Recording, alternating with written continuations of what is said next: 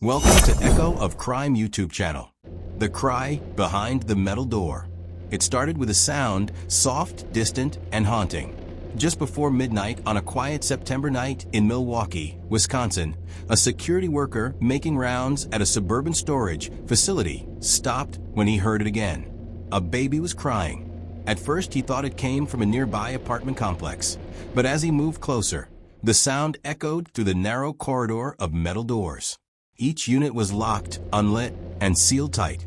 Yet from one of them, he could clearly hear muffled whimpers.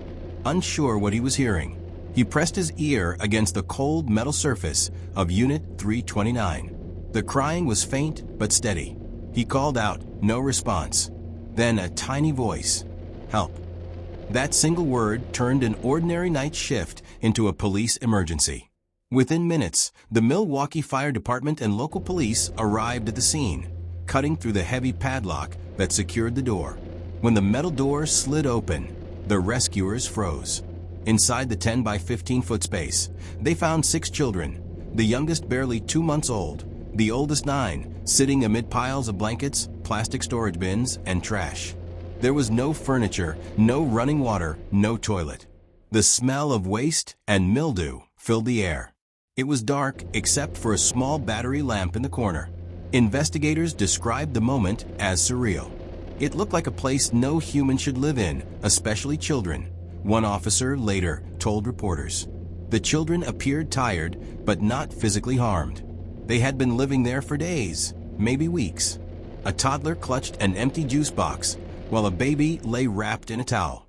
When asked where their parents were, one child simply pointed toward the door. "They sleep outside," she said. Outside, police found an SUV parked near the loading bay. Inside the vehicle were Charles A. Dupriest, 33, and Azyia C. Zielinski, 26, the parents of all 6 children. Alongside them sat a family dog, a duffel bag, and a small camping stove. When questioned, the parents admitted they had been living in the car after being evicted from a shelter. They said the storage unit was the only place big enough to keep the kids safe. Court records and witness statements later painted a grim timeline. The couple had struggled with homelessness for months after losing their apartment. They had briefly stayed in a city-run shelter, but were asked to leave after repeated policy violations. According to them, they had nowhere else to go. They rented the storage unit under Dupriest's name, paying cash weekly. Employees recalled seeing them occasionally unloading boxes or visiting late at night, but nothing seemed unusual. Until that night the crying started. The facility's cameras captured them entering the unit daily, often carrying food bags, diapers, and blankets. They would stay for hours, then sleep in the SUV parked nearby. Authorities later discovered that the storage unit had no ventilation, heating, or sanitation. A 5-gallon bucket served as a toilet. The children's clothes were soiled, their bedding damp. Investigators found half-eaten sandwiches, baby bottles, and small toys scattered across the floor.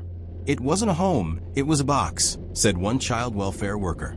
A box they were trapped in. At the police station, both parents were quiet. Dupriest kept repeating, "We didn't mean to hurt them." He claimed they were just trying to keep everyone together. Zielinski cried as detectives asked why they hadn't sought help from relatives or emergency housing. Their answer was both heartbreaking and revealing. They had already reached out and been turned away. "People don't want 6 kids," she said. "No one wants that responsibility." Homelessness, poverty, and family breakdown had collided to create an invisible crisis, one that only came to light because a stranger happened to hear a cry through a steel door. News spread quickly across Milwaukee the next morning. Local headlines read, 6 children found in storage unit. Parents face neglect charges. Neighbors expressed disbelief. Some recognized the parents from nearby shelters and grocery stores. "They always look tired," one witness said. "I thought they just lived in their car." Social services teams worked through the day to place the children in emergency foster care. Officials confirmed that none required hospitalization, though all were malnourished and dehydrated. Child protective agencies described the case as one of the worst examples of environmental neglect they had seen in years. Back at the storage facility, Detectives marked every detail. They photographed the sleeping bags, the buckets, the scattered food, the faint footprints on concrete. The temperature inside the unit had dropped below 60 degrees Fahrenheit overnight. A warrant search of the couple's SUV uncovered a firearm under the seat, a serious offense given Dupriest's prior felony record. That discovery added another layer to an already disturbing situation. Meanwhile, the 6 siblings, now under state custody, were given food, baths, and warm beds. For the first time in days, they slept through the night. Within 48 hours, prosecutors filed 6 counts of child neglect, 4 of them felonies, due to the ages of the youngest children, and 1 count of felon in possession of a firearm. When the charges were read in court, Judge Lisa Stark described the allegations as shocking to human conscience. She denied bail, citing the danger of flight and the severity of the neglect. Local officials used the case as a wake-up call, pointing to gaps in housing programs and emergency shelter capacity. "No child should ever have to live in a storage locker," said the county's chief social worker. In the days that followed, Mercy Hospital's pediatric unit became a temporary haven for the rescued children. As reporters gathered outside, one nurse described them quietly drawing pictures with crayons, flowers, houses, sunlight, things they hadn't seen in days. The city moved on quickly, but the images of that cramped storage space lingered in the public mind. For many, the question wasn't how the parents could do it, but how a community could allow it to happen unnoticed for so long. The metallic clatter of that door opening didn't just reveal a crime scene. It exposed something deeper, the silent crisis of families slipping through the cracks, hiding in places no one ever thinks to look. Morning light crept over Milwaukee as news crews gathered outside the safe storage complex. The story had already gone national by sunrise. 6 children found living in storage unit. The headlines read, accompanied by aerial shots of the facility and the now infamous Unit 329. The scene that morning was quiet, sealed behind yellow tape. But for investigators, the real work was just beginning. Inside the Milwaukee County Sheriff's Office, detectives gathered around a digital map of the facility. Each movement from the previous week, entry logs, payment receipts, camera footage, was under review. The question that guided the investigation wasn't just how the children got there, but how long they had been there before anyone noticed. Surveillance footage revealed that Charles Dupriest and Azyia Zielinski had rented the unit for nearly 6 months, paying cash every week. Employees said they rarely saw the couple together. Sometimes only the father dropping off bags, sometimes the mother sitting outside in the car with the dog. What struck investigators was how ordinary it all looked. There were no arguments, no disturbances, no visible chaos, just quiet, repetitive behavior. For months, they had come and gone unnoticed, living in plain sight. Detective Rachel Mendoza, who led the case, described it as the kind of story you can walk past 100 times without realizing what's inside. The video evidence showed the couple arriving late at night with groceries and diapers. They'd stay for hours, sometimes overnight, before leaving at dawn. The discovery that 6 children had been sleeping inside stunned even veteran officers. When interviewed by child specialists, the older siblings began to describe their life inside the metal room. They spoke softly, carefully, as if afraid of saying too much. They said they played quietly during the day and were told not to open the door unless we heard mommy's knock. They slept close together on blankets to stay warm. The youngest babies cried often, not from pain, but hunger. One of the older girls remembered counting the cars outside through the crack at the bottom of the door. "I could see light," she said. That was morning. Social workers described the children as polite, protective of each other, and surprisingly calm. They didn't blame their parents. They simply repeated, "We were waiting for a house." By the end of the week, Milwaukee residents flooded social media with disbelief and anger. News outlets played interviews from neighbors who had seen the family at local food banks. "You never think something like this could happen right down the street," one woman told reporters. Community organizations began mobilizing to address the deeper issue, the growing number of homeless families in Wisconsin who fall through gaps in housing programs. Local shelters admitted they were over capacity that month, many forced to turn families away.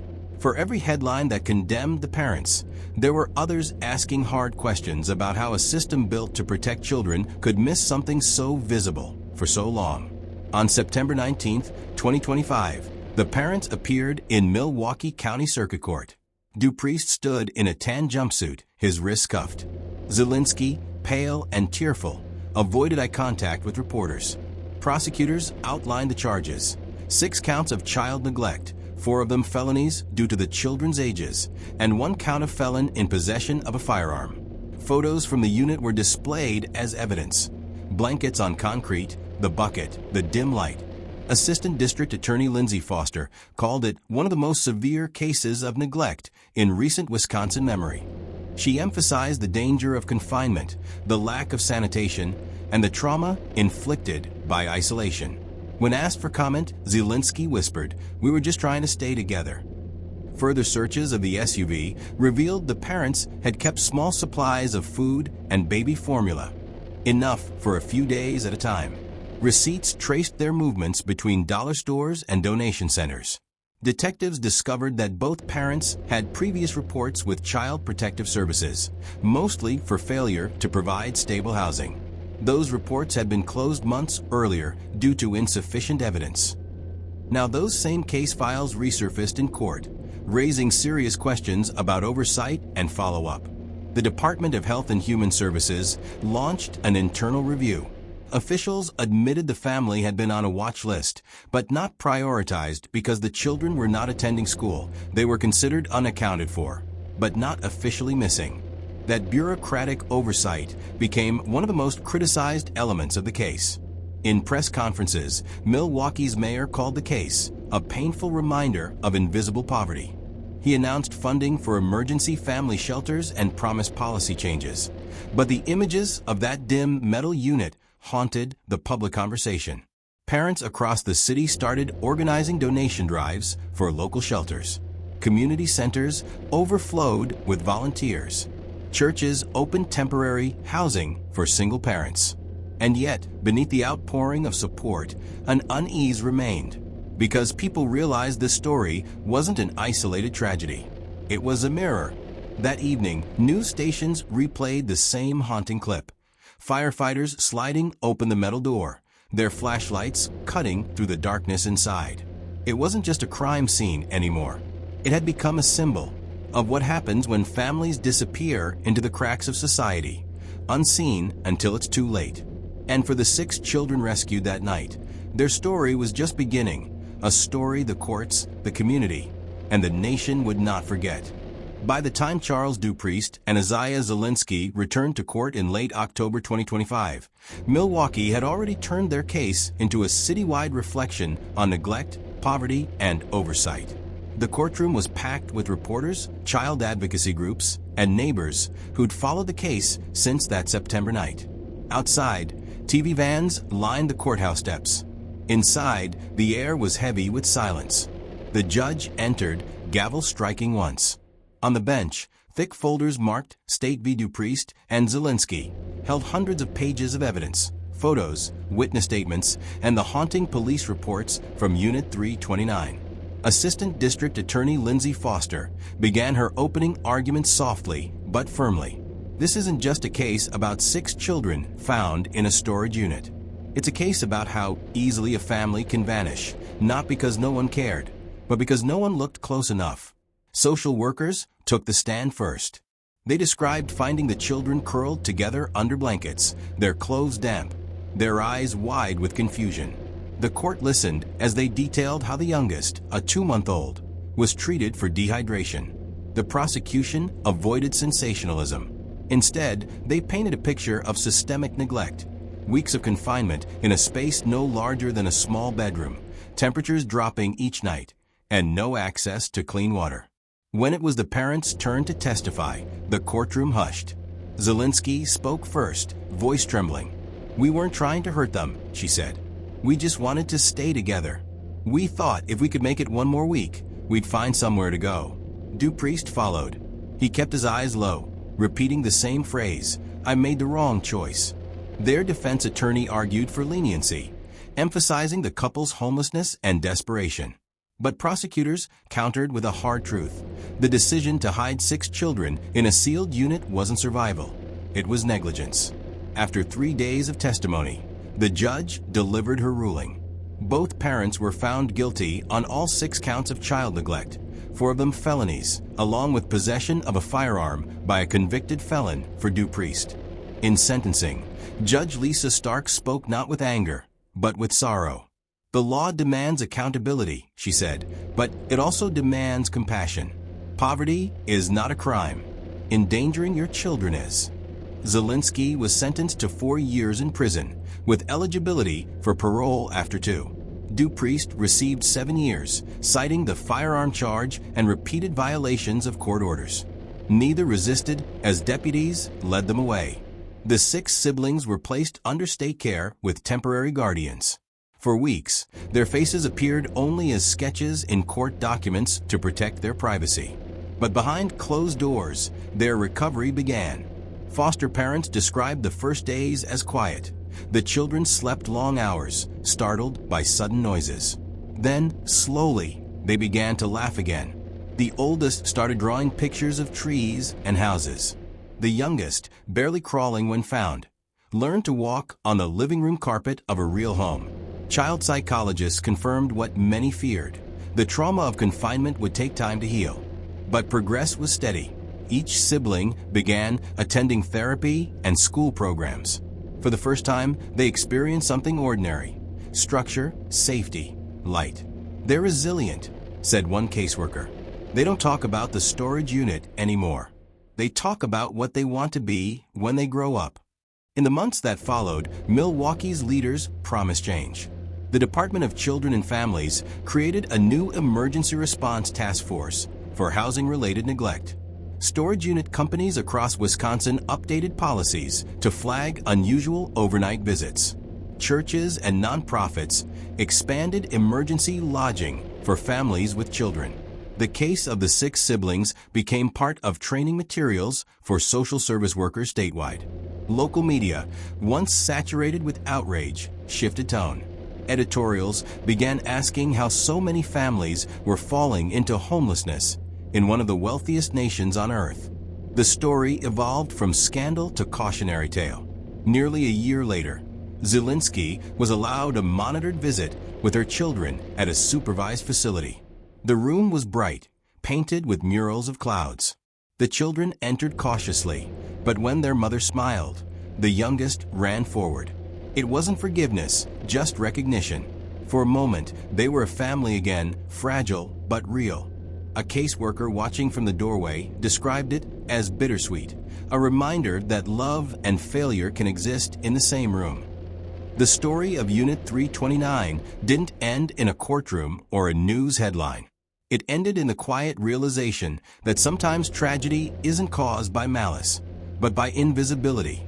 6 children hidden behind a metal door became a symbol for thousands more living unseen, in cars, motels, and storage spaces across America. The footage of that night remains haunting. Flashlights sweeping across concrete floors, the sound of a baby's cry echoing through a steel hallway. But now it stands as a warning, a reminder that awareness, compassion, and vigilance can save lives long before laws ever do. "We'll never walk past silence the same way again," said Detective Mendoza. "Sometimes, all it takes to uncover the truth is stopping long enough to listen."